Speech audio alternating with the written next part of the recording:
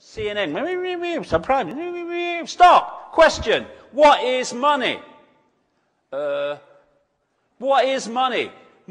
Money is a non-existent theoretical force that has never, does not, and will never exist except in theory on computer screens. People die and starve because they don't have enough digits on a computer screen. It's incredible and it's extraordinary and it's grotesque, but unfortunately it's true. People think, what is money? Well, how is money created? There's another big question. Oh, it's governments. No! It's private banks lending non-existent money called credit. What is credit? There's your credit. That's it. When you go into a bank and you want to borrow $50,000, the bank doesn't print any money. It doesn't move precious metals anywhere. It types into your account $50,000, and from that moment, you start owing it not only $50,000, but the interest on the $50,000. And if you can't pay that back through no fault of your own, because the banking system has done what it's just done and you lose your job so you can't pay them back, they get your wealth that does exist, your home, your car, your business, your land. It's been going on for centuries. This is why it has sucked the wealth of the world into the hands of the few.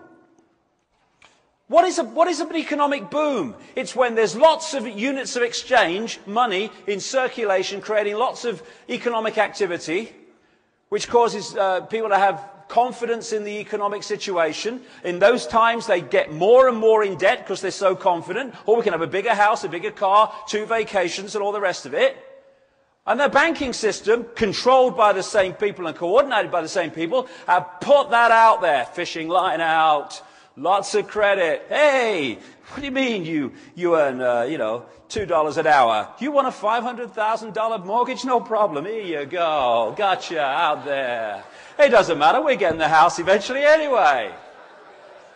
And then what they do is they take money out of circulation. They're pulling the bloody line in now.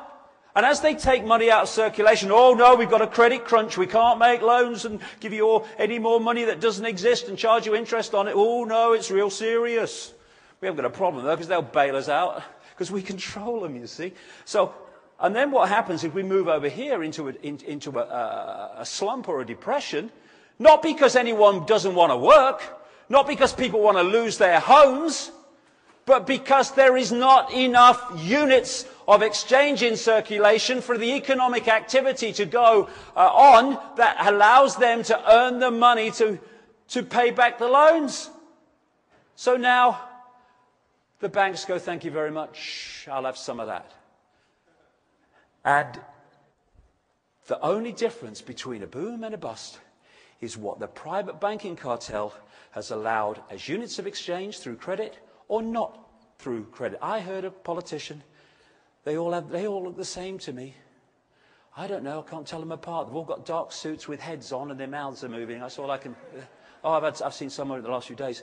Someone yesterday, some politician or other, said that they had to bail out the banks here with more debt for the people who've already been screwed by those they're supposed to get out of trouble. Main Street cannot function without credit. People can't pay their bills without credit. Big question. What the hell system allows that to be the case? No. So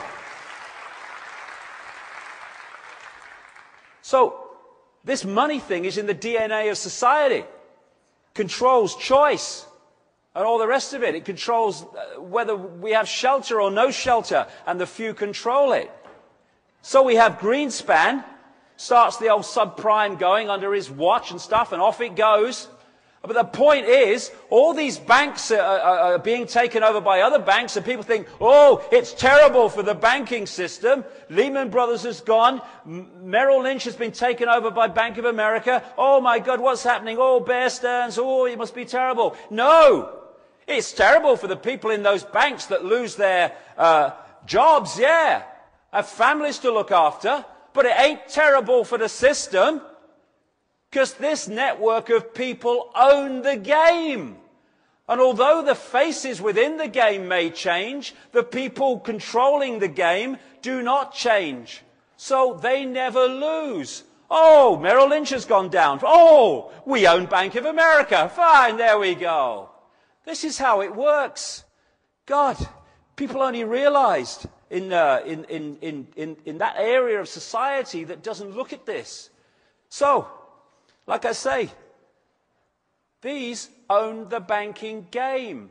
And what goes on inside it, they still own it. They still control it.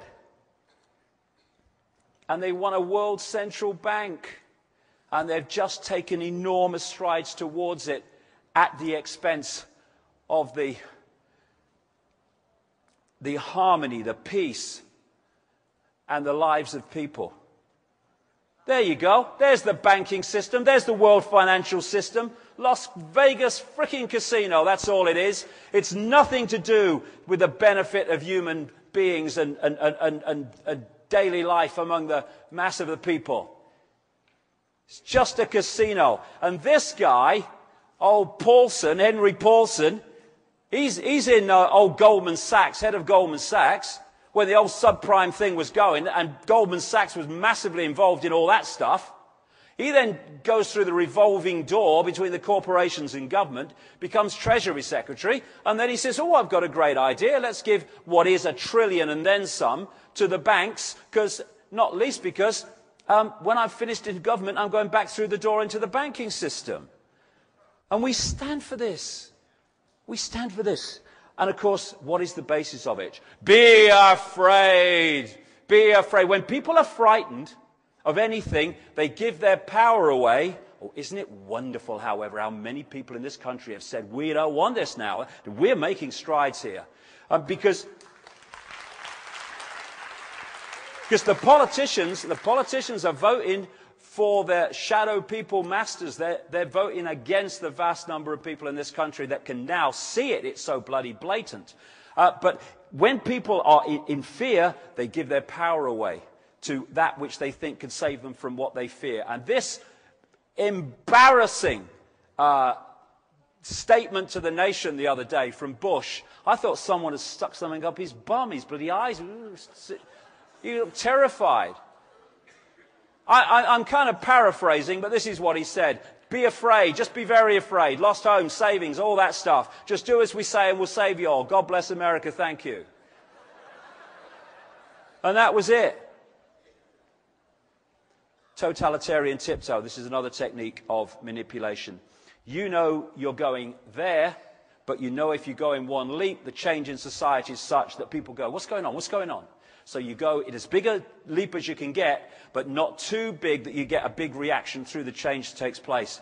And from here, you know where you're going and you just go in steps. That's how a free trade zone became a centralized fascist dictatorship, which is what the European Union is. And interestingly, the European Union was created from the start through an organization called the Pan-Europa Movement, which was headed and is still headed to this day by one of these elite bloodlines going back to the ancient world, the Habsburg dynasty.